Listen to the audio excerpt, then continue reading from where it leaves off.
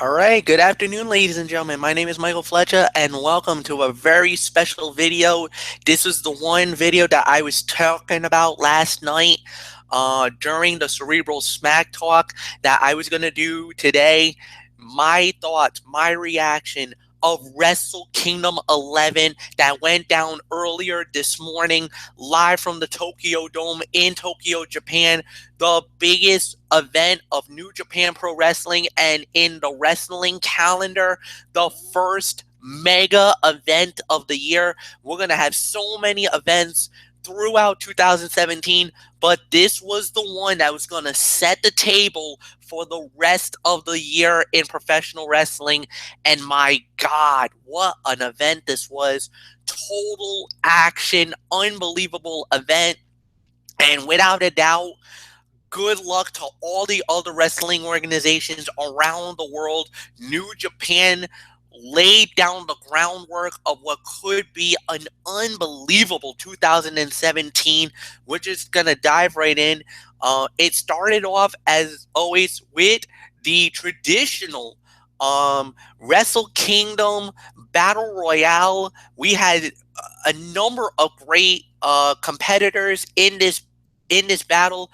Um, Legends of New Japan Pro Wrestling, some guys that we haven't seen in ages, competing in this match as well. And then we got some of the younger talent, some of the newer guys that's made a name for themselves in Japan. Of course, many people will love Cheeseburger from Ring of Honor, well recognized. Actually, became a darling in Japan last year, and New Japan was so excited that like you gotta bring him back. You gotta bring him back. We would love to have him come back to Japan and perform in this event. When he came out, thunderous applause. The fans went nuts in New Japan. So no doubt about it, he definitely he definitely came back. And then we also had guys like Billy Gunn, formerly of D Generation X, Bone Soldier, who is a part of the Bullet Club, Jushin Thunder Liger. I don't even need to say anything more about his career, what he has done in professional wrestling. It doesn't matter if it's in Japan, Mexico, United States, all around the world. When you hear the name Jushin Thunder Liger, icon, legend, one of the greatest wrestlers of all time. And at over 50 years old, he still wrestles and still competes at such a high level. Um, of course, another name that was very well known in Japan and actually had a decent run in the United States, Scott Norton. He actually appeared in this battle royale, but when it was all said and done, former Ring of Honor superstar, now New Japan Pro Wrestling star, former Intercontinental Champion, Unbreakable Michael Elgin ended up being the last man standing, defeating Cheeseburger at the end to win the Battle Royale. Good match, solid fight. I thought the Battle Royale was really good overall. And my prediction or my thought is I'm going to give this about 2.25, 2.5 stars. I thought that's probably the right way to start the event. I liked it. Like I said, I love the Battle Royale. It was really good to see the very least. All right. So we started off the actual show with Tiger Mask W versus Tiger the Dark. Now, first off, I want to give a lot of credit to Kevin Kelly and Steve Carino. They really helped me understand why this was the first fight of the night or what was this about.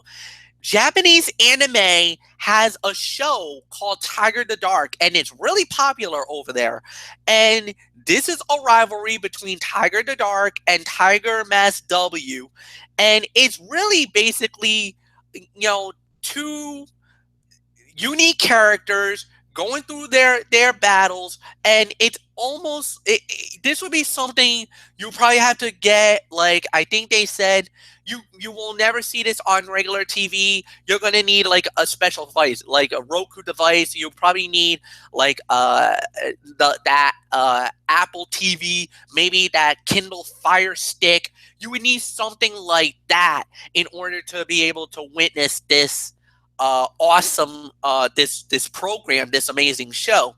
Now, I also want to give major props to WrestlingNewsSource.com because they actually reveal the identities of these two guys, and these two guys of who is behind the mask of Tiger Mask W and Tiger the Dark are two names that we actually really know, especially if you're in the United States. The person who was under the mask of Tiger Mask W was Kota Ibushi. Okay, if you've seen the Cruiserweight Classic, you know Kota Ibushi. You know what he brought to the table at the CWC. And a lot of people believed he was going to be the winner of this event. However, he did not sign with WWE or NXT. He decided to stay in New Japan and decided that he wanted it to continue his career over there. That's why he probably did not win the CWC, because if he would have signed with WWE, I think that he would have been flat out, hands down, the winner of the tournament. A lot of people thought he was going to win the tournament until, as you saw, Gran Metalik signed, so did TJ Perkins. Ibushi did not, and that's why Ibushi got upsetted in the semifinal. The other person, Tiger the Dark, was ACH. Now, for all you Ring of Honor fans, ACH was a member of the cabinet. That was with Rex Titus, Kenny King, him. It was basically, he's a former tag team champion in that company as well. A great young rising star in the United States, and he's making a name for himself in Japan as well. So when it was all said and done, Tiger Mask W wins the bout, 3 stars, good solid fight. I mean, it went back and forth, and you saw a lot of the stuff that you would see in the anime. They brought it to Wrestle Kingdom and to the fans in Tokyo, and it was a really good, entertaining fight. I liked how it came out, and I love the fact that they try to use a lot of the variations. Tiger the Dark, his finishing maneuver was the tombstone. He got it. And I loved how Kevin Kelly and Steve Corino really was playing, the characters, talking about the show, and how it was really a crossover, and they were bringing the show to life. And it really was really good. And you also get that little theory of, the good defeats the evil here, and that at least even in Japan, that I'll use a term that that I know from Fire Emblem Awakening, which is Lucina's what was one of Lucina's battle cry is "Hope will never die," and that is one of her major rallying cries, and that was what they used with Tiger Mask W. That the hero takes the victory, a nice little victory, a heartwarming one, just to get the crowd up for what was gonna be for the rest of the night. All right. So next up we had was for the IWGP Junior Heavyweight Tag Team titles. The Young Bucks put the titles on the line against Roppongi Vice, and the winners of the bout and the new IWGP Junior Tag Team Champions of the World, Roppongi Vice, Trent Beretta, Rocky Romero. They win the titles. This was oh my God, what a fight this was. 4 stars for me. This was unbelievable. The back and forth action, the match was so good. I couldn't even believe it. I was so amped up throughout the entire fight. It felt good. It felt like already I could already call this a tag team fight of the year candidate a match. This was amazing. I have nothing bad to say about it. I'm just gonna dive right into the next fight of the night, which was a never open weight 6-man tag team title gauntlet match. It was the champions, Kohama, Rakitic, and David Finlay. They went up against all three older members of the factions. We had the Bullet Club, we had Chaos, we had Los I LIJ. That's what they were calling it. Uh, that's the Los Inenarrables de Japón. And when it was all said and done, the winners of the bout and the new never open weight 6-man tag team champions is Bushi, Sadada, and Evil, representing the LIJ. Okay, good fight, 3.5 stars. It was a good matchup. It was really, I love how they started it off with everything that they did. First off, you had the Bullet Club. You had really Bullet Club versus Chaos. Chaos knocked out the Bullet Club. They advanced. That's when they brought in the Lij.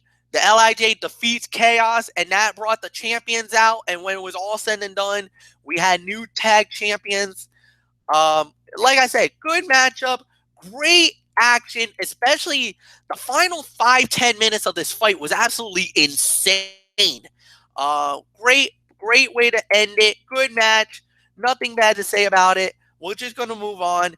The next match we had was the American Nightmare, Cody Rhodes going up against South Africa's own Juice Robinson. The winner of the bout was Cody Rhodes. Um, Good match, good fight, good battle. About 2.5 to 3 stars. I'm not gonna say really much about it. It was a good showing by both men, but I kind of expected Cody Rhodes was gonna win it. You know, he was the biggest pickup for a lot of people. You know, for New Japan, and to be the newest member of the Bullet Club, it kind of was. We'll wait and see how that plays out. But I think I'll openly say this. I see a lot of great things coming uh, for the future of Cody Rhodes, wherever he goes. If that is Ring of Honor, TNA, or in New Japan, we'll wait and see what happens. Speaking of Ring of Honor, for the second consecutive year, the Ring of Honor World title was defended, as it was Adam Cole going up against the current champion Kyle O'Reilly, the winner of the bout, and the new Ring of Honor World Heavyweight Champion Adam Cole, baby. Yes, he wins the belt. What a match this was, to say the very least. 4 stars for me. This was even better than when Jay Lethal and Michael Elgin fought last year. This was even better than that fight. This was unbelievable, brutal matchup. It was full on action. Definitely a great way to end it. Um, what a match! And what does the future hold for Kyle O'Reilly? I don't know. There are a lot of rumors that he's probably going to sign with WWE and go to NXT. For Adam Cole, he is the first Ring of Honor wrestler ever to win the ROH World title 3 times. He three-peated. He's a 3-time champion. What's that going to be like? Oh, Lord knows. We're going to have to wait and see. So, next up we had was for the IWGP Heavyweight Tag Team titles, the champions, the Gorillas of Destiny, representing the Gorillas of Destiny representing the Bullet Club against Chaos, Ashihi, and Yano, and of course GBH, which is Maccabi and Homa, the winners of the bout, and new IWGP Heavyweight Tag Team Champions.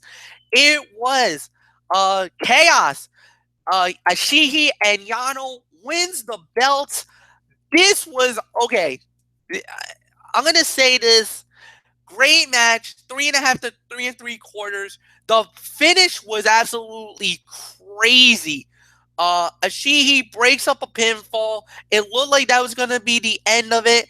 Then the Gorillas goes for that double suplex, looking like that magic killer that Carl Anderson and Luke Gallows did in the past. But a low blow by Yano. Then you get the roll up as they roll up Tagaroya for the 1 2 3. They call it sudden victory out of nowhere. New champion crowned. Wow. What can I say, man? I'm a big Chaos guys. I'm so happy for Yano and for Ashihi. Hopefully, this will be the the future or the rise of what we'll get to see. We'll see it soon enough. Who knows how this is going to play out, but we'll see. The next up we got was Takahashi versus Kushida. This was for the IWGP Junior Heavyweight title. The winner of the bout, and basically what was the theme of the night, the new Junior Heavyweight Champion. It was Takahashi. 4 to 4.25 stars is my rating for this fight. Unbelievable matchup again. And that's the one thing. We never had one bad fight at all. All these matches were amazing. All these matches were spot on. Almost fight of the night calibers. These were unbelievable matchups. Takahashi deserves the belt. He won the title. Nothing more to say about that. Then we got for the never open weight title, it was Gato versus Shibata, the winner of the bout, and new never open weight champion Gato representing Chaos. This was unbelievable. This was a great fight. You want two big, hard, bruising, badass guys. These guys made history. This was bitter rivals, hard, grueling. This was a be a man fight. Let's just say that. Be a man fight. These guys tore the house down. It was unbelievable to watch. Great matchup. Gato, he won big last year. Was supposed to be his big jump off for 2016. Unfortunately, did not have that year that he was looking over, and now 2017 he gets one of the most prestigious titles in New Japan. What's that gonna be like? Could this be the rocket to the stars for him? 4.5 stars is my rating for this fight.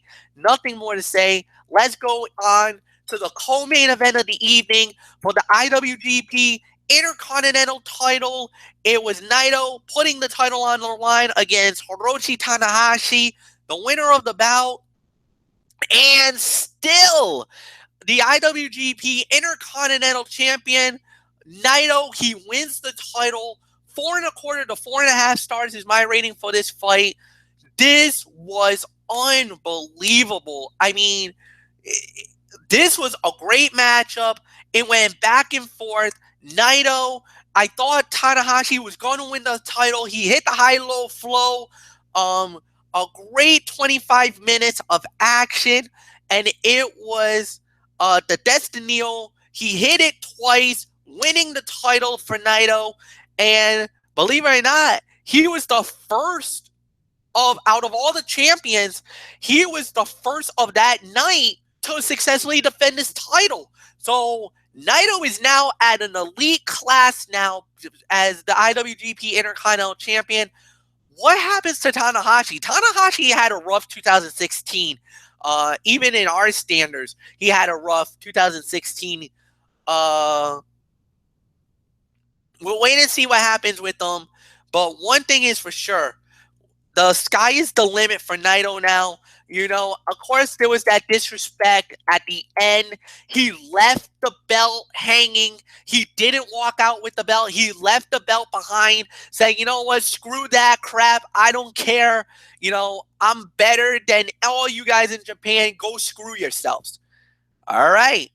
So, going into the main event, which was for the IWGP Heavyweight Championship of the World, the Rainmaker, Kushihara Okada against Kenny Omega, the winner of the bout, and still IWGP Heavyweight Champion Okada. He wins it. Fight of the night. Early candidate for Fight of the Year, 5-star classic and beyond. There is nothing I can say about this. 45 minutes of absolute mayhem in this fight. They went all over the dome. This went inside the ring, outside of the ring. Kenny Omega did a tape suicida outside of the ring, over the barricade, and onto it was absolutely amazing. There is nothing to say about this match. This was a crazy ending. The ending itself is even more crazier because of the fact that the way that it ended. I gotta say it. Omega went for his finisher. He got reversed out of it. Then he gets reversed out of it. Basically, Okada grabs him, nails him with a spike tombstone pile driver. He wasn't even done there. Then grabs Kenny Omega, sets him up. Rainmaker of the ring. 1, 2, 3. Fight over. Champion remains the champion. Oh my God. What is there to say? It was unbelievable. It was amazing. This event itself was unfreaking believable. I gotta say it. This was a 9.5 to a perfect 10. You know what? Screw that. I'm giving it perfect 10. Good luck to any other company around the world to try to top this. This is already for the 4th day of 2017. This is my pay-per-view event of the year. Fight of the year, Kenny Omega versus Okada. Pay-per-view event of the year is Wrestle Kingdom 11. I've said it. It's done. Give me your thoughts about it. Leave a comment at the bottom if you agree or disagree with that. Of course, tonight is the New Year's Dash from, I think they said, from the Kobo Hall in Japan, which is not far from the Tokyo Dome. This show is always unpredictable. This was where last year, as many of you guys know, this was the night where Kenny Omega became the new leader of the Bullet Club when they kicked out AJ Styles, kicked him out of them, and lo and behold, that was AJ Styles' final night in New Japan. A few weeks later, he ended up in WWE, and we all know what happened there. So, with that said, thank you so much for watching this. I hope you enjoy it. Like this video, share it with all your friends on every platform of social media. Until then, I am Michael Fletcher. You know the routine, everybody. Hugs and hand pounds. I am out. So long for now. Have a wonderful day, and thank you for watching. Bye-bye.